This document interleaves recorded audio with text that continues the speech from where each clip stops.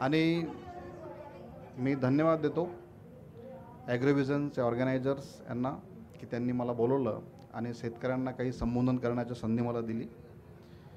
तर आज मी महुआ प्लांट म्हणजे आपलं मोह झाड जे आहे त्याच्या विदर्भात काय उपयोगिता आहे, त्यापासून आपल्याला काय फायदा घेता येईल ह्या विषयावर मी तुम्हाला थोडंसं बोलणार आहे.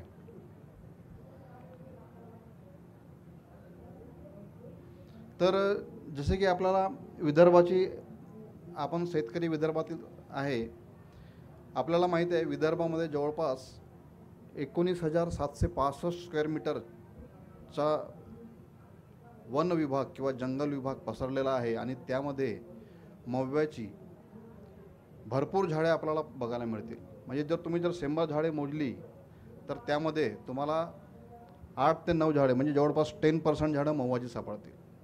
म्हणजे म्हणण्याचं तात्पर्य असं आहे की मोहाचे झाड जे आहे ते अबंडंट आणि भरपूर प्रमाणात आपल्या विदर्भात अवेलेबल आहे.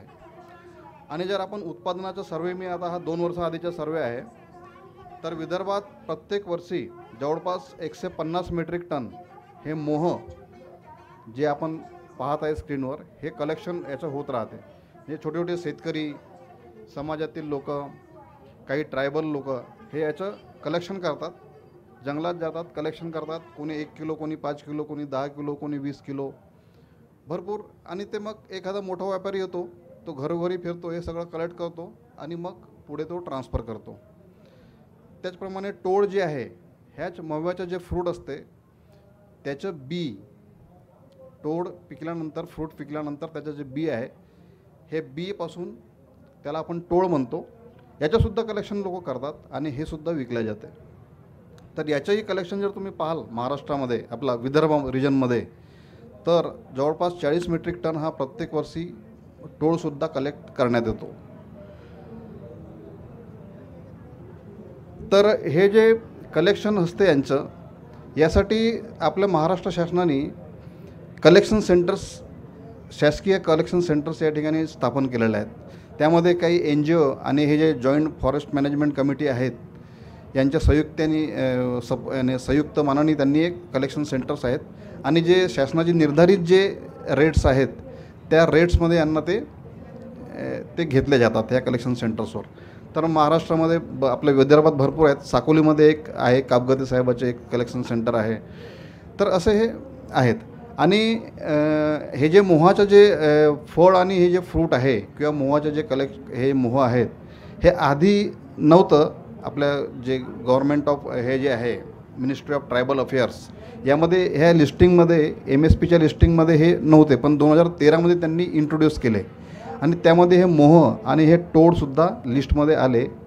आणि मग यांनी यासाठी MSP आपण एक देऊ बुवा ह्या लोकांना, असं ठरवण्यात आलं. तर मग त्यानंतर वेळोवेळी प्रत्येक वर्षी MSP याची रिवाईज होत जाते. आता करंट जे MSP चालू आहे ते मोहाला तुम्हाला 17 रुपये पर KG आणि 25 रुपये पर KG हे सीड्सचं, म्हणजे टोळाचं 25 रुपये किलो आणि मोह हे 17 रुपये किलो हे करंट रेट सुरू आहेत. तर ह्या रेटनी जे गव्हर्नमेंटचे कलेक्शन सेंटर्स आहेत ते तुमच्याकडून विकत घेतात. पण व्यापारी काय करतो, शेतकऱ्याला किंवा त्या गरीब जनतेला थोडेसे 2-4 रुपये जास्त देतो आणि हे कलेक्ट करून स्वतः घेऊन जातो.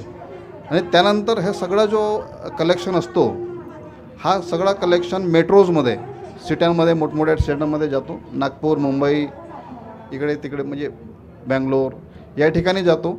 आणि जो ॲक्च्युली जो मेहनत करणारा व्यक्ती आहे, शेतकरी किंवा जे कलेक्शन जे ॲक्च्युअल करतात, त्यांना त्याचं काहीच बेनिफिट मिळत नाही.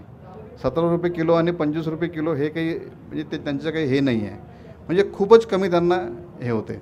तर याचा उपाय असा आहे, याच्यावर सोल्युशन जर काढतो म्हटलं, किंवा शेतकऱ्यांना जर आपलं स्वतःचं जर थोडंसं लाईव्हवूड आपलं वाढवायचं असेल किंवा काही त्यातून पैसा अर्न करायचा असेल, तर शेतकऱ्यांनी स्वतः ह्या प्रोजेक्टचं प्रोसेसिंग करायला पाहिजे, याच्यामध्ये व्हॅल्यू ॲडिशन करायला पाहिजे. कारण 17 रुपये घेऊन त्याला काहीच मिळत नाही. तर याच्यात व्हॅल्यू ॲडिशन कसं करता येईल हे आपल्याला थोडंसं मी तुम्हाला सांगू इच्छितो. तर हे जे आपल्या विदर्भात जे भरपूर उपलब्धता आहे मोहाची आणि टोळाची, याचा आपण स्वतःच जर वापर केला, म्हणजे दुसऱ्या मोठ्या व्यापाऱ्याला न विकता आपण जर स्वतः प्रोसेस केलं तर आपण 2 पैसे कमवू शकतो आणि आपली जी लाईफस्टाईल आहे थोडीशी इम्प्रूव्ह करू शकतो. तर पहिला जर आपण पार्ट बघितला मोह, याचे काय फायदे आहेत. ह्या मोहामध्ये जर तुम्ही केमिकली, आता मी अभ्यास केलेला आहे याचा, तर याच्यामध्ये शुगर्स, मोह फुलामध्ये शुगरचं कंटेंट हे 54% आहे. म्हणजे भरपूर प्रमाणात शुगर त्याच्यामध्ये आहे. प्रोटीन्स आहेत 6%, फायबर्स आहेत, व्हिटॅमिन सी आहे, मिनरल्स आहेत. तर असे हे मेजर केमिकल त्याच्यामध्ये उपलब्धता आहेत. त्यानंतर त्याच्यामध्ये भरपूर औषधीय गुण आहेत. मी ॲक्च्युली स्पेशली औषधी क्षेत्राचा माणूस आहो, तर औषधीवर जास्त काम केलेलं आहे. मी याच्यापासून औषधीवर जास्त काम केलेलं आहे. तर मोह जे असते आपलं, ते इट इज हिपॅटोप्रोटेक्टिव्ह, म्हणजे लिव्हर जे आपलं असतं, लिव्हरला ॲज अ टॉनिक ते काम करतं. आणि जे तुमचे ब्लड ग्लुकोज जे आपल्या ब्लडमध्ये जे बाईल्स आहेत तुमचे, SGPT SGOT, जे कोलेस्ट्रॉल वगैरे लेवल्स आहेत, त्याला कंट्रोल करण्याचं काम हे मोह करता. ॲन्थेलमिंटिक, जे लहान मुलांना जे वर्म्स वगैरे होतात पोटामध्ये, ते सुद्धा याच्याने क्युअर होतात. ॲनाल्जेसिक पेनकिलर आहे, हा अँटीऑक्सिडंट आहे. आणि या अगोदर वर्षोनवर्षे आपले जे आजी किंवा आपले जे पडदादे होते, ह्या मोहाचा वापरसुद्धा आधी करायचे. ते कशासाठी करायचे, पहिला त्याचं म्हणजे ॲज अ फूड, म्हणजे कॅटल फीड, जे त्यांचे गाई म्हशी किंवा जे घरचे जे पाळीव प्राणी होते, त्यांच्यासाठी मोह हा एक खूप छान असा एक फीड आहे. कारण तो एकदम न्यूट्रिएंट आहे, बिकॉज इट कंटेन्स शुगर आणि कार्बोहायड्रेट्स त्याच्यामध्ये भरपूर असतात, प्रोटीन्स. देन मेडिसिनली आणि औषधीसाठी पण हे लोक वापरायचे, आधीचे लोक ट्रेडिशनल. जर तुम्ही आधीचा जर इतिहास बघितला तर मोहाचा वापर हा स्किन डिसीज ट्रीट करण्यासाठी वापरत होते लोक. हेडेकसाठी, डायरिया, लॅक्टेशन, म्हणजे एखादी जर बाई डिलिव्हरी झाली, बाळ झालं तिला, तर तिचं जे लॅक्टेशन वाढवायसाठी, मिल्क प्रोडक्शन वाढवायसाठी सुद्धा मोह एकदम जबरदस्त आहे, म्हणजे वेल रिपोर्टेड आहे. लॅक्टेशन भरपूर वाढतं आणि मिल्कचं प्रोडक्शन वाढतं. इवन आपल्या गाई मशीनमध्ये पण जर तुम्ही त्यांना मोहाचा जर त्यांना कॅटल फीड दिलं तर मिल्कचं प्रोडक्शन जबरदस्त पाहण्यात येतं आहे. पुन्हा कफ वगैरे यासाठी हे मेडिसिनली वापरत होते. आणि हे झालं ट्रेडिशनल यूज. पण आजच्या तारखेला आपण काय करू शकतो, आता काय सुरू आहे मोहावर. जर तुम्ही मार्केटमध्ये जर सर्वे केला किंवा पाहाल तर खूप लोकांनी हे काम केलेलं आहे. मार्केटमध्ये मोहाचे प्रॉडक्ट्स अवेलेबल आहेत. लोक त्याचं हे करतात, व्हॅल्यू ॲडिशन करतात आणि ते थोडेफार इन्कम आपली करत राहतात. जसं फॉर एक्झाम्पल हे दिलेले आहे मी. भरपूर प्रॉडक्ट्स आपले मार्केटमध्ये अवेलेबल आहेत. पुरी सॉस वगैरे, मोहाचे सॉस बनवून विकतात. त्याच्यामध्ये फ्रेश मोह फ्लावर्सचाही उपयोग होतो. Fresh flowers are crushed into purees after removal of stamens manually and process to make purees. हे सुद्धा याचं म्हणजे पुरीज बनवतात, फ्रेशली बनवून यांच्या खाण्यासाठी वापर होतो. मग हे मोहाचा ज्यूस, फ्लावर्सचा ज्यूस, फ्रेश फ्लावर्स, त्याला ज्यूस बनवून त्याचं ठेवतात आणि हे विविध ठिकाणी बेकरीजमध्ये वगैरे किंवा काही प्रॉडक्ट्स बनवायला, केक्स, बिस्कुट्स वगैरे बनवायला ॲज अ स्वीटनर त्याचा वापर होतो. देन मोहाचे जॅम्स अवेलेबल आहेत. मोहाचे जॅम्स तुम्ही बनवू शकता. तर जे पिकलेले मोह असतात त्याचं राईप असं हे करून त्याला प्रोसेस करून jam is made with addition of citric acid त्याच्यामध्ये टाकतात. Reduce ॲस्ट्रिंजंटी fruits. देन त्याच्यामध्ये दुसरे फ्रूट्सही टाकतात, जाम वगैरे, ऑरेंज. हे मिक्सर करून मोह आणि त्याचा जो जॅम बनतो तो खूपच पौष्टिक आणि एकदम बढिया ॲक्सेप्टंट आणि न्यूट्रिएंट राहतो. हेल्दीसाठी चांगला आहे. देन मोहाचे RTS, रेडी टू सर्व जे प्रिपरेशन्स आहेत, ब्रेव्हरेजेस, ज्याच्यामध्ये जवळपास 8 ते 9% म्हणजे नॉन अल्कोहोलिक आहे हे. आणि वाईन्समध्ये मग याच्या वाईन्स पण बनते. जर थोडंसं याला फर्मेंट केलं, ह्या RTSला जर फर्मेंटेशनला पुढे जर प्रोसेस केलं तर 8 ते 9% कंटेंट असलेली वाईनसुद्धा तुम्हाला मिळते आणि एकदम हेल्दी आणि न्यूट्रिएंट वाईन ते राहते. तर हे नॉन अल्कोहोलिक ब्रेव्हरेजेस पण याचे आहेत, कोल्ड्रिंकसारखे मोहाचे, हे पण मार्केटमध्ये मिळतात. तर याच्यासाठी फ्लावर्सचा उपयोग होतो. फ्लावर्सला शिजवतात, त्याला एक्स्ट्रॅक्ट करतात. त्याच्यामध्ये थोडंसं टेस्ट इम्प्रूव्ह करण्यासाठी जिंजर, फेनेल जे काही आपल्याला ॲडिशन टेस्टचं करायचं असेल, फ्लेवर्स टाकायचे असतील ते टाकून याचे ड्रिंक्ससारखे महुवा ड्रिंक्स RTS, त्याला RTS म्हणतात, रेडी टू सर्व ड्रिंक्स. तर हे सुद्धा त्या ठिकाणी अवेलेबल आपल्याला पाहायला मिळतील मार्केटमध्ये. देन महुवाचे लड्डूसुद्धा मार्केटमध्ये अवेलेबल आहेत. ते सुद्धा आपण प्रोसेस करून त्याच्यावर काम करू शकतो. महुवा वाईन्स तेच सांगितलं, RTSच्या पुढची स्टेप आहे ती. त्या आपण हां तेच राब जे आहे, राब ॲक्च्युली ते ज्यूसमध्ये येईल. म्हणजे ते ॲज अ स्वीटनर यूज करतो आपण. ते कुठलंही आपलं पक्वान किंवा काही प्रिपरेशन किंवा बिस्कुट्स बनवायचे असतील, जॅम बनवायचे असेल, त्याच्यामध्ये जर गोडपणा तुम्हाला टाकायचा असेल तर हा ज्यूस तुम्ही त्यात मिक्स करा. म्हणजे हां ते आहे ना, ते कॉन्सन्ट्रेट बनते ना. त्यात महुवामध्ये जवळपास 60% शुगर्स आहेत. तुम्ही त्याचा ज्यूस त्याला जर हे केलं ना, एक्स्ट्रॅक्ट केलं, ते ठेवलं तर ते एकदम थिक ज्यूस तुम्हाला मिळेल त्याचं. आणि ते थिक असल्यामुळे त्याच्यामध्ये मायक्रोबियल कंटॅमिनेशन होत नाही आणि ते प्रिझर्व करता येईल तुम्हाला. जर वेल क्लोज कंटेनर तुम्ही जर चांगल्या झाकणात त्याला ठेवलं तर ते कितीतरी वर्ष ठेवता येईल त्याला. तुम्ही जसं पाण्यामध्ये तुम्ही साखर घ्या आणि त्याला ठेवा, ते काही खराब होत नाही त्याच्या थिकनेसमुळं, म्हणजे विस्कसिटीमुळे ते खराब होत नाही. आणि हे महुवामध्ये ऑलरेडी आपलं ते हे आहेच, शुगर्स आहेतच आणि इतर दुसरेही त्याच्यामध्ये इन्ग्रेडियंट्स आहेत, त्याच्यामुळं ते खराब होत नाही, ते राहतात. तर ते ज्यूस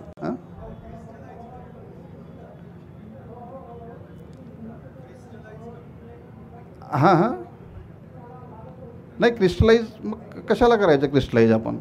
आपल्याकडं कसं आहे, हे महुवाचं अवेलेबिलिटी इतकी आहे, प्रत्येक वर्षी तुम्हाला मेट्रिक मी सांगितलं ना कलेक्शन, हे आपलं मोह फुलाचं कनेक्शन जवळपास विदर्भात 150 मेट्रिक टनाचं आहे इयरली. तुम्ही फ्रेशली हे करा ना, त्याला फ्रेश प्रोसेस करा. तर हे ज्यूस तुम्ही स्टोअर करून कराल काय, तुम्ही त्याला वापर करा, म्हणजे सेल करा. त्याचा स्टोअर करण्यापेक्षा त्याला बनवून मार्केटमध्ये तुम्ही सेल करा, त्याचा वापर होऊ द्या आणि जसं रिक्वायरमेंट आहे तसं त्याला बनवत चला, विकत चला, सायकलिंग म्हणजे रिसायकल करत चला. स्टोअर करून काही फायदा नाही ना. आपल्याला शेवटी तसं करता येईल. क्वेश्चन आन्सर सेशन एकदा मी तुम्हाला सांगून देतो. सर, ही जी आपण वाईन म्हटलेलं आहे, वाईन प्रॉडक्ट तयार करता येते, परंतु वाईन प्रॉडक्ट हे तयार केलं तर त्याला म्हणजे लिगली असं म्हणजे करता येत नाही. त्याला सांगतो, ज्या प्रिपरेशन्समध्ये लेस दॅन 10% अल्कोहोल असेल, they are categories under food. ते फूडमध्ये येईल, ते लिकरमध्ये येत नाही. म्हणजे आपलं म्हणणं आहे की म्हणजे हे आपल्याला करता येऊ शकेल. करता येईल ना. तुम्हाला FSSAI जे आहे, फूड सेफ्टी स्टँडर्ड्स जे आहे, रिक्वायरमेंट आहे, ते तुम्हाला फुलफिल करावं लागेल. त्याच्यात वाईन्स म्हणजे वाईन आपण त्याला वाईन नाही म्हणू आपण त्याला, प्रिपरेशन कंटेनिंग लेस दॅन 10% अल्कोहोल. 10%च्या वर जर तुम्ही एक्स्ट्रा जर वाढवत गेले अल्कोहोल, ते मग लिगरमध्ये जातं. मग त्यानंतर तुम्हाला लिगल एक्साईज ड्युटी आणि हे सगळ्या भानगडी येतील. तुम्हाला ते त्यात जावं लागेल लिगल फॉर्मॅलिटीजमध्ये. जे 10%च्या खाली जे असतात कंटेंट्स, ते फूडमध्ये आजकाल त्यांनी बिअर वगैरे आज काही मिळतात ना, बिअर शॉप्स ओपनली तुम्हाला मिळतात, because it contains less than 8% alcohol. नाही सर, मी आता गोंदियावरून आलो आहे. आमच्या इथं मोहाचं प्रोडक्शन खूप मोठ्या प्रमाणात होते, परंतु ते जे मोह आहे त्याला लिगली तो विकणारा तो विकूही शकत नाही आणि घेणाराही घेऊ शकत नाही. मोह तुम्ही विकू शकता ना. आता काय, हे मोहाचं त्यांनी कसं आहे, हे मिसयूज करतात इंटेरियर्समध्ये, त्याचं सेल्फ अल्कोहोल प्रोडक्शन करतात, देशी मोह वगैरे.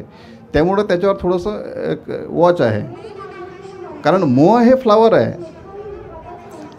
त्याच्यामध्ये अल्कोहोल नाही आहे. मोहामध्ये अल्कोहोल किंवा कुठलीही असं घातक किंवा कुठलाही नशा येणारं किंवा हे असं नार्कोटिक कुठलंही त्याच्यात असं कंटेंट नाही आहे. नाही, तिथं मोहामध्ये फक्त शुगर आहे. जसं आपल्या ऊसामध्ये शुगर आहे तसं मोहामध्ये शुगर आहे. सर, माझी विनंती आहे की आपण सादरीकरण पूर्ण होऊ देऊ आणि त्यानंतर प्रश्न आपल्याला क्रॉस पण बोलता येईल. हे खूप टेक्निकल आहे, म्हणजे हे मजेदार क्वेश्चन आहे. Yes. म्हणजे बरोबर आहे तुमचं म्हणणं, पण त्याच्यात टेक्निकल गोष्टी आहेत. तर आपण पुढे जाऊया. तर हे ट्रेडिशनली असं यूज करतात आणि आजच्या डेटमध्ये हे जे मार्केटमध्ये सुरू आहे हे सगळं असं आहे. याच्यामध्ये जर तुम्हाला काही जर हे करायचं असेल तर याच्यासाठी आपलं म्हणजे हा आधी बघून घ्या, एक थोडासा हा इमेजेस आहेत काही जे मार्केटमध्ये अवेलेबल प्रोडक्ट्स आहेत जे छत्तीसगड गव्हर्नमेंटचे प्रोडक्ट आहेत. हे पहिलं आणि हे शेवटचं हे जे बॉटलमध्ये दिसत आहे हे छत्तीसगड हर्बल्स त्यांचं हे मवापासून एक आचार आहे. हा एक RTS मी सांगितलं ब्रेवेजेस कोल्ड्रिंकसारखं जेवणाआधी वगैरे 1 कप 2 कप हे घेतात. RTS मवाचं पाचक आहे म्हणजे न्यूट्रिएंट आहे. त्यानंतर हे बिस्कुट्स पण अवेलेबल आहेत मार्केटमध्ये मवाचे. देन केक लड्डू तुम्हाला सांगितलं मी लड्डू पण आहेत. तर हे लोक करत आहेत, हे आपल्याला करता येईल मवापासून सगळं. आणि हे जर आपण सगळं करतो म्हटलं तर थोडं तुम्हाला टेक्निकल त्याचा गायडन्स लागेल. तर म्हणजे तुम्हाला लोकली मिळेलच गायडन्स, पण जर एक्झॅक्ट आणि ॲक्युरेट गायडन्स जर पाहिजे असेल तर हे आपलं मिनिस्ट्री ऑफ जे फूड प्रोसेसिंग इंडस्ट्रीज आहे याच्या अंतर्गत हे इन्स्टिट्यूट आहे NIFTEM, national institute of food technology entrepreneurship and management. हे इथं आहे आपलं हरियाणा. तर या ठिकाणी हे सगळं याचं प्रोसेसिंग तुमच्या लिगल फॉर्मॅलिटीज टेक्निक्स प्रत्येक याच्यात तुम्हाला पाहायला मिळेल. म्हणजे कोर्सेस छोटे कोर्सेस आहेत ट्रेनिंग्स आणि शेतकऱ्यांना फ्री ट्रेनिंग असतात या ठिकाणी. तुम्ही जाऊन केव्हाही ट्रेनिंग घेऊन कुठल्याही प्रॉडक्टचं ट्रेनिंग तुम्ही घेऊ शकता. जसं मवाचे बिस्कुट्स तुम्हाला बनवायचे आहे ते तुम्हाला गाईड करतील, बिलकुल तुम्हाला ते सांगतील की काय तुम्हाला लिगली कोणते डॉक्युमेंटेशन करायचे आहेत, कसं सेटअप करायचं आहे, काय इक्विपमेंट्स तुम्हाला लागतील, फॉर्म्युलेशन्समध्ये पण तुम्हाला मदत करतील. तर ह्या इन्स्टिट्यूटमध्ये हे ट्रेनिंग प्रोग्राम सगळे सुरू असतात. तर हे महुआ म्हणजे जे हे आहे ते एक फूड म्हणून बहुत बढिया याचा वापर होतो विदर्भात. नंतर दुसरा जर आपण पार्ट पाहिला याचा सीड्स म्हणजे आपलं टोळं आपण ज्याला म्हणतो. टोळं स्पेशली याचा उपयोग होतो त्याच्यात तुम्ही आतमधलं केमिकल कंटेंट पाहाल तर it contents lot of oil. त्याच्यामध्ये जवळपास 50 ते 55% ऑइल असतो, vegetable oil. Then proteins, fibres, carbohydrates पण आहे याच्यात 22%, टॅनिन्स पण आहेत. हे मेजर मी सांगतो, अजून दुसरे पण आहेत पण हे मेजर कॉन्स्टिट्युएंट्स हे आहेत. आणि मेडिशनली ह्या जो टोळाचं जे ऑइल आहे इट इज मॉइश्चरायझिंग, लॅक्झेटिव्ह आणि आर्थरायटिस वात जे आहे त्यासाठी एकदम भरपूर उपयोगी आहे. वातासाठी टोळीचं तेल बिलकुल म्हणजे आधीचे लोक खूप वापरायचे याला. त्यानंतर स्किन डिसीजेस, स्किनला जे काही टॉपिकल स्किनच्या डिसीजेस आहेत त्यासाठी हे मोहाचं तेल खूप हे आहे. याचे जे आधीचे लोक जे वापर करायचे ॲज अ व्हेजिटेबल ऑइल, आधीचे लोक टोळीचे तेल खायचे म्हणजे आधी त्याच्या भाज्या करायचे टोळीच्या तेलाच्या. आणि न्यूट्रिएंट आहे. देन मेडिसिनल याच्या मेडिसिनसाठी पण यूज करायचे. जॉईंट पेन जर असेल तर याचा वापर करायचे. देन स्किन डिसीजसाठी याचा वापर होत होता. तर आता आपण काय करतो, टोळ विकून देतो. शेतकरी जनरली कलेक्शन करतो आणि टोळ विकून देतो. तुम्ही त्याचं ऑइलचं एक्स्ट्रॅक्शन म्हणजे त्या टोळाला जर व्हॅल्यू ॲडिशन करायचं असेल तर तुम्ही त्याच्यामध्ये हे मी स्वतः केलेलं आहे. आता हा जो पार्ट आहे मोहाच्या फुलावर तर मी काम केलेलं नाही, पण याच्यावर मी आता हे काम केलेलं आहे स्वतः. तर व्हॅल्यू ॲडिशन कसं करता येईल, सीड्स जर आपल्याकडे स्टोअर करता आला ठेवता आल्या आणि भरपूर प्रमाणात जर कलेक्शन आपण करतो म्हटलं याचं तर त्यापासून तुम्ही मवा ऑइल काढू शकता. आता मी ऑइल जे काढण्याची टेक्निक आहे हे आपण साध्या एक्सपेलरनी काढतो. मेकॅनिकल एक्सपेलर वापरतो आपण, त्याच्यात क्रश करून ऑइल हे करतो. तर त्याच्यामध्ये तुम्हाला जवळपास 35% ऑइलची रिकव्हरी होते. म्हणजे जर 1 किलो टोळी असतील तर त्याच्या जवळपास 350 ग्रॅम तुम्हाला ऑइल मिळेल बाय मेकॅनिकल प्रेस मेथड. मी त्याला दुसऱ्या टेक्निकने पुन्हा काढून पाहिलं सॉल्वंट एक्स्ट्रॅक्शननी. मी हेक्झेन सॉल्वंट वापरलं. त्याच्यामध्ये आपण त्याचं जे रिकव्हरी आहे 40% वाढवू शकतो. पण नंतर मी कॅल्क्युलेट केलं की हेक्झेनची कॉस्ट आणि हे कॉस्ट आणि ती प्रोसेसिंग ते जर पाहिलं तर ते 35 आणि हे 40 आपल्याला इकॉनॉमिकली सारखंच पडतं आहे. तेल जास्त मिळतो पण म्हणजे मॉनिटरी जर पाहिलं आपण इकॉनॉमिकली तर शेतकऱ्याला ते जवळपास जमा खर्च तो बरोबर 0 होऊन जातो. तर ते कुठल्याही पद्धतीनं काढा, पण तुमचं 5% तेल मग त्या टोळीच्या जो केक राहतो, सीड केक ज्याला म्हणतो आपण, त्याच्यामध्ये मग तो 5% ऑइल आपलं वेस्ट जाते त्याच्यात बाय मेकॅनिकल याच्यात. पण त्याचा उपाय आहे, म्हणजे मी जे लास्ट तुम्ही पाहत असाल कॅटल फीड, ते जे सीड केक आहे ॲज अ कॅटल फीड जर वापरलं आपण तर ते त्याला न्यूट्रिएंट म्हणून ॲनिमलला मिळू शकतं. तर पहिला पार्ट आहे, तुम्ही त्याचं ऑइलचं एक्स्ट्रॅक्शन करा, ऑइल विका.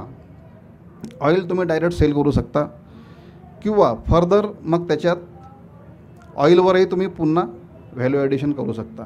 आता ऑइलचं मी जे स्वतः व्हॅल्यू ॲडिशन केलेलं आहे, जे प्रॉडक्ट डेव्हलप केले आहे, मी 2 प्रॉडक्ट डेव्हलप केले. मी आता फार्मसी म्हणजे मेडिकल फील्डचा माणूस आहे, त्याच्यामुळे मी याचे 2 प्रॉडक्ट डेव्हलप केले. एक तर आर्थरायटिससाठी जे ऑलरेडी रिपोर्टेड आहे त्याचं मी एक ऑइंटमेंट बनवलं. आता मी सॅम्पल तुम्हाला आणले आहे माझ्यासोबत, मी तुम्हाला देणार आहोत सॅम्पल्स. तर ऑइंटमेंटसाठी मी ते आर्थरायटिसचं ऑइंटमेंट बनवलं वातासाठी, एकदम इफेक्टिव्ह आहे. त्याच्या ट्रायल्स घेतले मी, ॲनिमल ट्रायल्स झाले, सगळे झाले, आणि सिम्समध्ये त्याच्या आता मी सॅम्पलही दिलेलं आहे, पुन्हा त्याचंही ते चालू आहे ते टेस्टिंग. तर ॲक्च्युली खूप जबरदस्त आहे आर्थरायटिस जॉईंट पेनसाठी. आणि दुसरं एक कॉस्मेटिक म्हणून मॉइश्चरायझिंग क्रीम जे आपण लावतो हातापायाला, हे जनरली लेडीज लोक वापरतात मॉइश्चरायझर्स, तर ते एक डेव्हलप केलेलं आहे मी. तर हे 2 प्रॉडक्ट मी डेव्हलप केले, तर एकदम छान याचे रिझल्ट्स आहेत. आणि मग म्हणजे ऑइल जे आहे याच्यापासून हे 2 प्रॉडक्ट्स, आणि जे उरलेलं सीड केक आहे त्याच्यापासून कॅटल फीड. तर हे मापसूचे आपले डॉक्टर ढोक म्हणून आहेत, त्यांच्यासोबत हे कॅटल फीडवर आमचं काम सुरू आहे. त्यांचे ते कॅटल फीडचं डेव्हलपमेंट सुरू आहे. तर आता बेसिकली आम्हाला असं आढळलं की जवळपास जर आपल्या साध्या कॅटल फीडमध्ये आपलं जे हे सीड केक आहे 20% आपण त्याच्यात टाकू शकतो. 20% ब्लेंड करून हे जर दिलं आपण, तर कारण याच्यामध्ये कसं आहे सीड केकमध्ये शुगर, नायट्रोजन आणि प्रोटीन्स, म्हणजे ऑइल निघाल्यानंतर त्याच्यात जे उरते ते शुगर्स राहतात, नायट्रोजन कंटेंट खूप राहते, आणि हे प्रोटीन्स पण राहतात, जे आपल्या ॲनिमल्ससाठी खूप फायदेकारक आहे. दुसरे, आता नायट्रोजन कंटेंट असल्यामुळे काही लोक किंवा काही ठिकाणी त्याचा आपण ॲज अ फर्टिलायझर पण वापर करू शकतो. तुम्ही डायरेक्ट सीड केक तुम्ही ॲज अ फर्टिलायझर वापरू शकता. तर हे अशा पद्धतीनं तुम्ही हे करू शकता.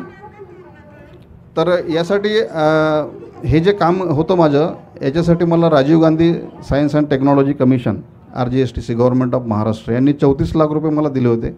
आणि हे जे 2 प्रॉडक्ट्स आहेत माझे, याचं डेमॉन्स्ट्रेशन एखादा शेतकरी किंवा एखादा जर कोणी ॲस्पायरंट असेल, त्याला जर हे करायचं असेल काम, तर ते कसं आपल्याला प्रॉडक्ट बनवता येईल त्याची टेक्नॉलॉजी मी त्यांना देणार आहोत.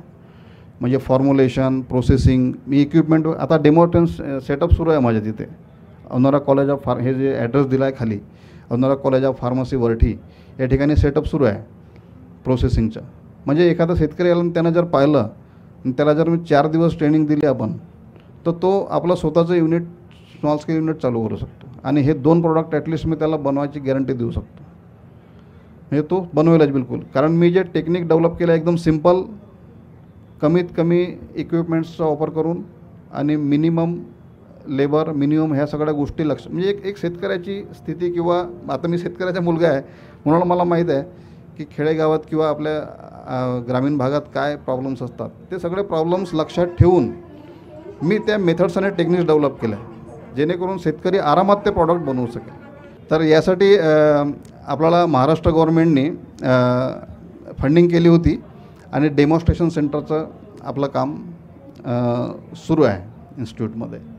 तर जे कोणी शेतकरी ज्यांना काही असे आवड असेल, ते तिकडे free of cost training free आहे, बिलकुल काही चार्जेस नाही, काही नाही. तुम्हाला टेक्नॉलॉजी आणि हे जे डेमॉन्स्ट्रेशन आहे आणि याचं पूर्ण गायडन्स या प्रॉडक्ट्सचं डेव्हलप करण्याचं आणि छोटं स्मॉल स्केल उभारण्याचं, याचं गायडन्स तुम्हाला त्या ठिकाणी मिळेल. मी स्वतः त्या ठिकाणी राहील. तर यामध्ये तुम्हाला काय मिळेल, एक तर प्रोडक्शन ऑफ अँटी आर्थरायटिक, म्हणजे वातासाठी जे ऑइंटमेंट आहे, तर त्यामध्ये डेमॉन्स्ट्रेशन म्हणजे जे प्रॉडक्ट्स आहेत हे मोवा ऑइलचे आपले प्रॉडक्ट्स आहेत. तर हे ऑइंटमेंट तुम्हाला बनवण्याचं with simple and minimum equipments तुम्हाला कसं बनवता येईल, कसं स्वतःचा रोजगार सेटअप करता येईल, याचं पूर्ण गायडन्स त्या ठिकाणी मिळेल. Then production of moisturising cream हा एक कॉस्मेटिक प्रॉडक्ट आहे. हे जनरली आपण लेडीज लोक यांचा वापर जास्त करतात ड्राय स्किनसाठी मॉइश्चरायझर. याचं तुम्हाला प्रोडक्शन कसं करता येईल. Then production of cattle feed, जे ऑइल काढल्यानंतर जे केक आपलं उरतो त्यानंतर कॅटल फीड त्याचं कसं आपल्याला प्रोड्यूस करता येईल याचीसुद्धा टेक्निक तुम्हाला सांगण्यात येईल. आणि दुसरं लिगल फॉर्मॅलिटीज, हे सगळं करताना तुम्हाला काय लिगल अडचणी येतील त्यासाठी पण तुम्हाला मार्गदर्शन करण्यात येईल. आणि लायसन्सिंग कसं करता येईल त्याबद्दलही तुम्हाला ते हे करता येईल. तर हे डेमॉन्स्ट्रेशन सेंटर जे राहील ते हे इथं राहील Anurag college of pharmacy Varthi Bhandara. तर तुम्ही ज्याला कोणाला अशी काही इच्छा असेल ते त्यांचं स्वागत आहे. बिलकुल ते आपलं काम पुढे चालू शकतात. तर आपण आधी पाहिलं मोह, आता हे टोळ झालं याचं ऑइल. तिसरं लिव्स आणि बार्क, म्हणजे त्याचे जे पाने आणि जे साल असते झाडाची त्यापासूनही त्याच्यामध्ये भरपूर औषधीय गुण आहेत. आता याच्यावर ॲक्च्युअली मी काम केलेलं नाही, पण लिटरेचर जे आहे आपलं त्यामध्ये असं आहे की आधीचे जे ट्रेडिशनल यूज आहे ह्या मोहाच्या पानांचा, तो हे पानं घीमध्ये किंवा तुपामध्ये मिक्स करून त्याचं वुंड हिलिंगसाठी, जखम भरण्यासाठी त्याचा वापर व्हायचा. देन एक्झिमामध्ये वेल रिपोर्टेड आहे याचं लिटरेचरमध्ये जर तुम्ही पाहाल तर पानांचं. आणि जर सिसम ऑइलमध्ये म्हणजे तिळाचं तेल, सिसम ऑइल मीन्स तिळाचं तेल, त्याच्यामध्ये जर मिक्स करून तुम्ही जर ते ॲप्लिकेशन दिलं तर एक्झिमासारखे पण हे जे रोग आहेत हे बरे होतात. It is also used in ॲस्थमामध्ये पण त्याचा हे आहे. एपिलेप्सीमध्ये जे आपलं जे झटके येतात त्याची फ्रिक्वेन्सी कमी करते हे मोहाच्या पानाचं जर आपण एक्स्ट्रॅक्ट त्याला जर दिलं तर. देन बार्कमध्ये ब्रॉन्कायटिस, डायबिटीस, ब्लिडिंग, पुन्हा अँटीबॅक्टेरियल म्हणजे अँटीसेप्टिक टाईपच्या पण ह्या बार्कचं असं रिपोर्टेड आहे. तर आपल्याला जर इच्छा असेल तर आपण याच्यासुद्धा बरेच फॉर्म्युलेशन डेव्हलप करून हे आपण मार्केटला आणू शकतो. तर आता याच्यावर आता काम आता पुढं सुरू करीन. हे पहिल्या फेजचं माझं काम झालं ऑइलवरचं की याच्यात मी आता लागणार आहो कामाला. याचे पण प्रॉडक्ट्स 1-2 मी तयार करणार आहोत. ते सॅम्पल मी दिलेलं आहे, तुम्हाला मिळालं असेल सॅम्पल सगळ्यांना, ते बघून घ्याल. एकदम मस्त आहे, इफेक्टिव्ह आहे. हो आहे ना, आहे देतो. आता हे चौथा मी हा लास्ट ऑप्शन ठेवला आहे कारण हा खूप क्रिटिकल आहे, टेक्निकल आहे. याच्यात टेक्निकॅलिटीज खूप येतील. इथेनॉल प्रोडक्शन फ्रॉम मोवा फ्लावर्स. ॲक्च्युली हा माझ्या डोक्यात बरेच दिवसापासून आहे, पण याचे लिगल थोडेसे हे असे आहेत, भरपूर लिगल त्याच्यात अँगल येतात. याच्यामध्ये काय आहे, 2018मध्ये मोदी साहेबांनी नॅशनल पॉलिसी ऑन बायोफ्युएल्सचं हे केलं होतं. अकॉर्डिंग टू सेंट्रल गव्हर्नमेंट आपलं जे पेट्रोलमध्ये जे इथेनॉल आहे ते आपल्याला 2030पर्यंत 20% ब्लेंड करायचं आहे. म्हणजे पोल्युशन जर आपल्याला कमी करायचं असेल, म्हणजे जर तुम्ही आज पाहाल तर आज आपल्या पेट्रोलमध्ये 10% इथेनॉल आहे फक्त. ते आपल्याला हळूहळू वाढवून, म्हणजे मोदी साहेबाचे टार्गेट किंवा सेंट्रल गव्हर्नमेंटचे टार्गेट असं आहे की ते 30% आपल्याला 20% करायचं आहे 2030पर्यंत. जेवढं जास्त होईल तेवढं पोल्युशन कमी होईल. तर ॲटलिस्ट टार्गेट ठेवलं आहे आपण की 20%. त्यासाठी इथेनॉलची रिक्वायरमेंट खूप आहे. म्हणून आपले गडकरी साहेबही म्हणतात की इथेनॉल द्या, इथेनॉल बनवा. तर हे हा एक अँगल झाला. आपल्या शासनाला इथेनॉलची खूप गरज आहे फॉर ब्लेंडिंग इन टू पेट्रोलमध्ये टाकण्यासाठी. आणि आता मी प्रॅक्टिकल छोटे मोठे करून पाहिले तर आपल्याला जवळपास 1 किलो जर आपण मोहफूल घेतले त्यापासून 800 ml इथेनॉल तयार करता येईल. म्हणजे मॅक्झिमम. म्हणजे मी शुगर केनचंही काढून पाहिलं, बरेच फ्रूट्स वगैरे हे यांचं सगळं प्रोसेसिंग लॅबमध्ये करून पाहिली, पण मोहफुलापासून मॅक्झिमम अल्कोहोल आपल्याला मिळते. म्हणजे कमी कॉस्टिंग कमी पडते, ते स्वस्त पडते इथेनॉल ते. तर एक किलो जे आपल्याला ड्राईड मोह आहे त्याच्यापासून आपल्याला जवळपास 800 ml अल्कोहोल इथेनॉल प्रोड्यूस करता येते. आणि जर आता याच्यात पुढे जायची गरज आहे. हे जर आपण व्यवस्थित जर शासनाने काहीतरी केलं, याच्यावर शेतकऱ्यांना जर परमिशन दिली की तुम्ही आपल्या ठिकाणी इथेनॉल बनवा, आमची एखादी शासनाचं कलेक्शन सेंटर त्या ठिकाणी राहील, जसं आता दूध डेऱ्या वगैरे असतात, दूध कलेक्शन सेंटर हे केलं तसं आमचं कलेक्शन शासनाचं राहील. त्या ठिकाणी ते आपलं इथेनॉल जमा करा आणि त्याचा व्यवस्थित रेकॉर्ड ठेवा. असे काही जर त्यांनी असं एक नेटवर्क तयार केलं किंवा अशी स्कीम तयार केली तर त्यामध्ये शेतकऱ्यांना भरपूर फायदा होईल. पण याच्यामध्ये आता ते इथेनॉल असल्यामुळे टेक्निकल आणि थोडंसं लिगल ग्राउंड्स आहेत. हे असं मी शासनाला अपील करतो अशी की त्यांनी असं काहीतरी करायला पाहिजे आणि शेतकऱ्यांना हे काम करण्यास थोडंसं प्रोत्साहन दिलं पाहिजे. तर एकंदरीत हे मोहाचं झाड म्हणजे असं याचा भरपूर असं उपयोग आहे. तर शेवटचं सांगायचं म्हणजे आता विदर्भ रिजनमध्ये आपलं भरपूर फॉरेस्ट आहे, त्याच्यामध्ये भरपूर महुआ प्लांट्सची अवेलेबिलिटी आहे. आणि त्याच्यामुळे आता आपण जे आधी बोललो याच्यासाठी जे लागणारं रॉ मटेरियल आहे, मोह आणि मोह टोळी वगैरे ह्या भरपूर प्रमाणात आपल्याकडे उपलब्ध आहेत. तर याचा न्यूट्रिशनल आणि मेडिसिनल उपयोग पण भरपूर आहे. तर आपल्या भागातील शेतकऱ्यांनी आणि जे हे आहेत सरांना द्या ना सर. तर शेतकऱ्यांनी आणि हे जे आपले ट्रायबल आदिवासी लोक आहेत यांनी त्याचा फायदा घ्यायला पाहिजे आणि छोटे मोठे आपले उद्योग त्यांनी उभारायला पाहिजे, जेणेकरून त्यांना 2 पैशाची कमाई होईल, अर्निंग होईल. आणि आता जे आपलं असली जे ॲक्च्युअल कमाई आहे तुमचा व्यापारी करतो, तुम्ही कलेक्शन करता त्यांना देतो. असली माल वो कमाता है. आप अने वो मुर्गा खाए अपना मेहनत करे, मुर्गा और अंडा फकीर वाली बात हो रही है आपके साथ. तो शेतकऱ्यांनी याचा फायदा घ्यायला पाहिजे आणि आपले स्वतःचे रोजगार उभारायला पाहिजे. तर धन्यवाद. Thank you all. हॅलो, हां नोट करून घ्या. 855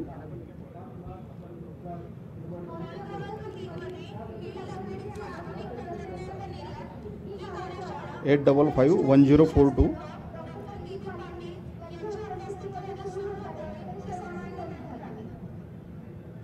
इथंच लिहितो मी स्क्रीनवरच. 8551042136. नाही आला का इथं लिहिलं? 8551042136. काही जर असेल क्वेरी तर तुम्ही विचारू शकता.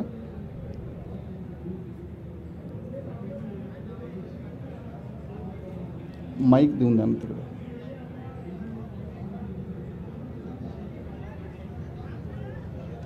हॅलो सर, तुम्ही ते RTM जे म्हणाले RTS RTS रेडी टू सर्व. हां, रेडी टू सर्व, तर ते आसव आरिष्ट त्या प्रकारात नाही तसं नाही. म्हणजे ते ज्यूस- मोहफुलाला शिजवतात, कुक करतात आणि त्याचं हे करून फ्रेश करून त्याचं ते ड्रिंकसारखं राहते. अच्छा. त्यात अल्कोहोल नसतं, बिलकुल अल्कोहोल नाही. नॉन अल्कोहोलिक बेवरेजेस आहे ते. जसं आपलं कोको कोला किंवा तुमचे हे जे बाकी ड्रिंक्स आहेत, मिरांडा सॉफ्ट ड्रिंक्स जे असतात हां, त्यासारखं आहे ते बेवरेजेस. ठीक. तर ते ॲज अ ॲपिटायझर हे मोहाचं जे बेवरेज आहे ते ॲपिटायझर म्हणून खूप जबरदस्त आहे. हे जेवणाआधी तुम्ही जर असं अर्धा ग्लास 1 ग्लास जर ते ड्रिंकसारखं घेतलं तर तुमचं पाचनक्रिया आणि तुमचं हे बाकी सगळ्या गोष्टी व्यवस्थित होतं. भूक वगैरे व्यवस्थित लागते. Thank you sir. नॉन अल्कोहोलिक आहे RTS म्हणजे. आणि जे अल्कोहोलिकमध्ये जर तुम्ही गेले तर ते वाईन्समध्ये येतात, मग वाईन्स आणि बियर्समध्ये ते